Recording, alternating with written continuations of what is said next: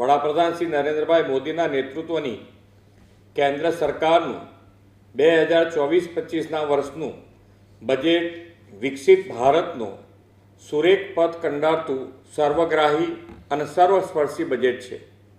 એટલું જ નહીં, દેશની આઝાદીના શતાબ્દીએ 2047 સુધીમાં ભારતનો યુવા વિશ્વ સમક્ષ યુથ પાવર બનીને ઉભરી આવે તે માટેની યોજનાઓ પર ખાસ ફોકસ કરવામાં આવ્યું છે. આ બજેટ ગરીબ, યુવા, અન્નદાતા અને નારી શક્તિના સર્વાંગી વિકાસને વેગ આપતું બજેટ છે. રોજગાર, કૌશલ્ય વિકાસ, MSME અને મધ્યમ વર્ગ પર ધ્યાન કેન્દ્રિત કરવા સાથે એનર્જી, સિક્યોરિટી, પ્રાકૃતિક ખેતી સહિત કૃષિ ક્ષેત્રના વિકાસને પ્રાયોરિટી આપવામાં આવી છે. યુવા શક્તિના કૌશલ્ય નિખાર માટે 2 લાખ કરોડ રૂપિયાના પ્રાવધાન સાથે આગામી વર્ષમાં 4.1 કરોડ યુવાનો માટે 5 નવી યોજનાઓ શરૂ થવાની છે. આ યોજનાઓથી દેશની યુવા શક્તિની રોજગાર, સ્વરોજગાર, ઉદ્યમિતા અને ઇનોવેશન ક્ષેત્રમાં નવા સોપાનો સર કરવાની નવી દિશા મળશે. વડાપ્રધાન શ્રી નરેન્દ્રભાઈ મોદીએ વિકસિત ભારત માટે જે 9 પ્રાયોરિટી નક્કી કરી છે તેને સર્વગ્રાહી વેગ આપતું આ બજેટ છે. એગ્રીકલ્ચર સેક્ટરને અદ્યતન બનાવવા સાથે કૃષિ વિકાસ માટે આધુનિક આયામો અપનાવવાની યોજનાઓ આ બજેટમાં લેવામાં આવી છે. એટલું જ નહીં, પ્રાકૃતિક ખેતીને પણ વેગ આપવાનો વડાપ્રધાનશ્રીનો નિર્ધાર વ્યક્ત થયો છે. ગુજરાતના કૃષિ આધારિત અર્થતંત્રને આના પરિણામે મોટો વેગ મળશે. રોજગાર અને તાલીમ માટે એમ્પ્લોયમેન્ટ લિંક્ડ ઇન્સેન્ટિવની 3 યોજનાઓ શરૂ કરવામાં આવશે, જેનાથી ગુજરાતમાં યુવાઓ અને યુવા ઉદ્યોગ સાહસિકો માટે રોજગારીની તકો વ્યાપક બનશે. કેન્દ્ર સરકાર 5 વર્ષમાં 1 કરોડ યુવાનોને ટોપની 100 કંપનીઓમાં ઇન્ટર્નશીપની તકો પૂરી પાડશે. PM જનજાતીય ઉન્નત ગ્રામ અભિયાન અંતર્ગત આદિજાતિ વિસ્તારોમાં સરકારી યોજનાના લાભના સેચ્યુરેશનને વેગ આપવામાં આવશે.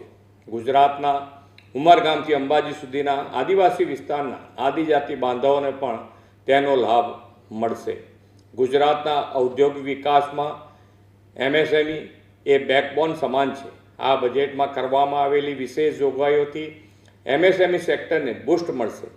MSME અને લેબર ઇન્સેન્ટિવ ઉત્પાદન એકમો પર આ બજેટમાં ખાસ ભાર આપવામાં આવ્યો છે. મેન્યુફેક્ચરિંગ ક્ષેત્રના MSME માટે ક્રેડિટ ગેરંટી સ્કીમ શરૂ કરવામાં આવી છે. તે સાથે જ મુદ્રા લોન હાલના 10 લાખથી વધારીને 20 લાખ કરવામાં આવશે. Investment ready plug and play 100 industrial park વિકસિત કરાશે. PM સૂર્ય ઘર મફત વીજળી યોજના રૂફટોપ સોલર પ્લાન્ટ માટે શરૂ કરવામાં આવી છે, જેમાં 1 કરોડ આવાસ 300 યુનિટ સુધી મફત વીજળી મેળવી શકે તેવું લક્ષ્ય છે.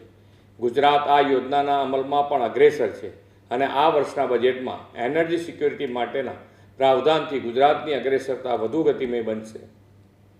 નાણામંત્રીએ આ વર્ષના બજેટમાં પગારદાર કર્મચારીઓ અને પેન્શનરોને સ્ટાન્ડર્ડ ડિડક્શનમાં આપેલી રાહતથી મધ્યમ વર્ગને મોટો આર્થિક લાભ થશે. એન્જલ ટેક્સ દૂર કરવાથી ગુજરાતના નવા ઉદ્યોગકારો અને સ્ટાર્ટઅપ ઇકોસિસ્ટમને નવી દિશા મળશે. ગોલ્ડ, સિલ્વર અને પ્લેટિનમની ઇમ્પોર્ટ ડ્યુટીમાં ઘટાડો થવાથી ગુજરાતના જેમ્સ એન્ડ જ્વેલરી ઉદ્યોગને વધુ વેગ મળશે. એવી રીતે રો ડાયમંડ માટેના બજેટમાં જાહેર કરેલી જોગવાઈઓથી ડાયમંડ કટિંગ અને પોલિશિંગ ઇન્ડસ્ટ્રીઝને પણ પ્રોત્સાહન મળશે. વડાપ્રધાન શ્રી નરેન્દ્રભાઈ મોદીએ 2047માં દેશ આઝાદીની શતાબ્દી ઉજવે ત્યાં સુધીમાં ભારતને પૂર્ણ વિકસિત રાષ્ટ્ર બનાવવાનો જે સંકલ્પ કર્યો છે તેને આ બજેટ સંપૂર્ણ રીતે પાર પાડશે એવો મને વિશ્વાસ છે. टिकाऊ बजट है, सबको मालूम है, मैं नहीं बोल रहा हूँ. लोकसभा चुनाव के जो नतीजे आए हैं, ये लोकसभा चुनाव के नतीजे से पीड़ित बजट, पीड़ित बजट. एक जमाने में गुजरात के व्यापारी ईस्ट इंडिया कंपनी को अपना व्यापार बचाने के लिए बहुत बड़ी रकम में फिरौती देते थे ईस्ट इंडिया कंपनी के.